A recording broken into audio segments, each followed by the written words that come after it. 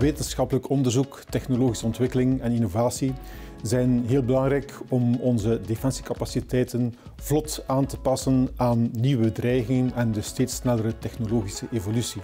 Wanneer we onze militairen in risicovolle situaties inzetten, willen we dat ze zo goed mogelijk voorbereid zijn voor hun opdracht en kunnen beschikken over het beste materieel en de beste ondersteuning. Om die doelstellingen te bereiken is het triple helix model zeer waardevol, omdat het ons toelaat om commerciële en economische partners vroeger bij het wetenschappelijk onderzoek te betrekken en zo veel sneller beloftevolle technologieën op te pikken en een betere kennisoverdracht te garanderen. Om de samenwerking van onze triple helix model concreet te maken, zijn we sinds 2019 gestart met een aantal pilootprojecten in domeinen waarin het wetenschappelijk onderzoek bij Defensie reeds ver gevorderd was en waar de nood aan een industriële partner steeds duidelijker werd. In de toekomst willen we werken aan een langdurige en structurele samenwerking, zodat het uiteindelijk kan leiden tot hoogstaande militaire capaciteiten.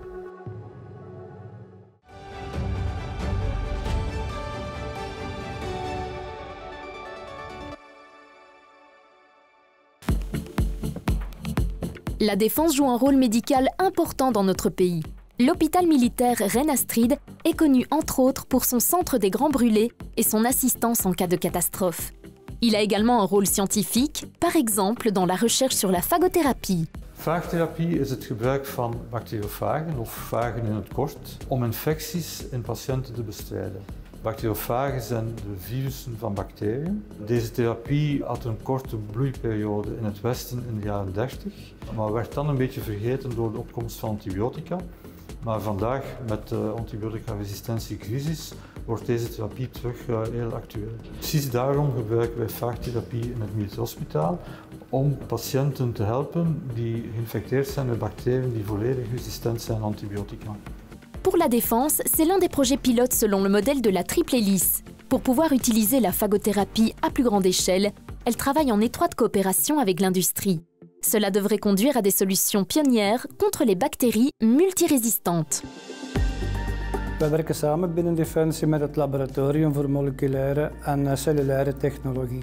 Ze hebben een originele vorm van fagotherapie ontwikkeld en bewezen dat deze effectief efficiënt is op de zwaarste, moeilijkste infecties die binnen een hospitaal aantreft. Dus zij hebben als het ware fase 1 van de ontwikkeling doorlopen en dat is het moment waarop wij in een project instappen.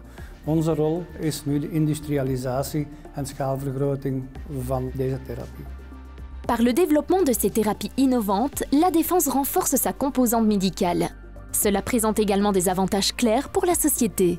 De meerwaarde van de Defensie aan onderzoeksprojecten is eigenlijk dat wij ons personeel kunnen trainen en oefenen ook in het ontwikkelen van bepaalde denkprocessen. Daarnaast heeft het natuurlijk ook een belangrijke maatschappelijke meerwaarde. En dat is dat wij ons kunnen focussen op kleinschalige onderzoeksprojecten waarvan tot heden eigenlijk het nut nog niet echt bewezen is, maar wij kunnen het verder ontwikkelen om het nut te bewijzen en dan ook de kennis over te dragen naar de industrie.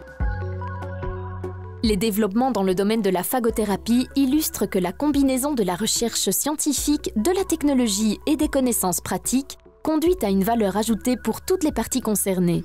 À l'avenir, l'hôpital militaire souhaite mettre en place encore plus de collaboration médicale avec des tiers. Als we kijken naar de toekomst, dan kunnen we ons uiteraard focussen in het kader van het Triple Helix project ook op andere facetten die vertegenwoordigd zijn in de medische component. Het zij therapie met hyperbare zuurstofbehandeling of met bepaalde revalidatiematerialen die kunnen aanleiding geven tot innovatieve samenwerkingsprojecten met de industrie.